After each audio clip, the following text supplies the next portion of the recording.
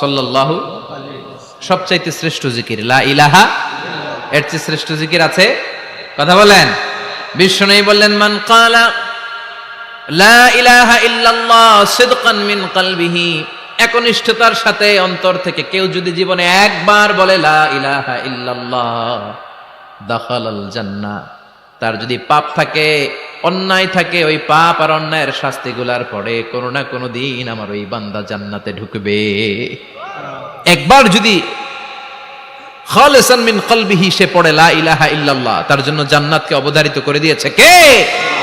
আবার এটার নাম আল্লাহ দিয়েছে কালিমায়ে, কথা বলেন, দরাবাল্লাহু মাসালান কালিমাতান তাইয়িবাতান কাশাজারাতিন তাইয়িবাতিন আসলুহা সাবিতুন ওয়া ফারউহা ফিস সামা। সুবহানাল্লাহ।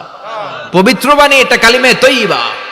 আবু সাঈদ আল খুদরি থেকে বর্ণিত, মুস্তাদরেকে হাকিম আর সহিহ ইবনে হিব্বানে এসেছে, বিশ্বনবী বলেন, মুসা আলাইহিস সালাম আল্লাহর একবার প্রশ্ন করলেন, ইয়া রব আল্লিমনি দুআআন আদউ বিহি, আপনি আমার এমন একটা জিকির শিক্ষা দেন যে জিকির দিয়ে আমি শুধু আপনার জিকির করব, কেউ এই জিকির করতে পারবে না। এই জিকির জানবো শুধু আমি আর জানবেন আল্লাহ। কথা কোন? প্রশ্ন করছে কে? হ্যাঁ, কাকে করেছে? আল্লাহ এমন একটা জিকির শিখান যেই জিকির কেউ জানে না, আমি জানবো, আর ওই জিকির দিয়ে প্রাণ ভরে আপনারে ডাকবো। আল্লাহ বললেন, মুসা পড়ো লা ইলাহা ইল্লাল্লাহু ইল্লাল্লাহু মুহাম্মাদুর রাসূলুল্লাহ। মুসা আলাইহিস সালাম বললেন, আল্লাহ চাইলাম কি, কইলেন কি?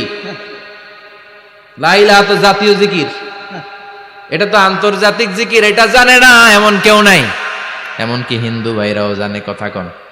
আল্লাহ আমি তো চাইছিলাম এক্সক্লুসিভ, আমার জন্য স্পেশাল, এর চেয়ে সুন্দর আর কেউ জানবে না, এত সুন্দর একটা জিকির আপনি দিবেন, এটা আমি ডাকবো আপনারে আর আপনি শুনবেন। আল্লাহ বললেন, মুসা এর চেয়ে দামি আমার কাছে নাই।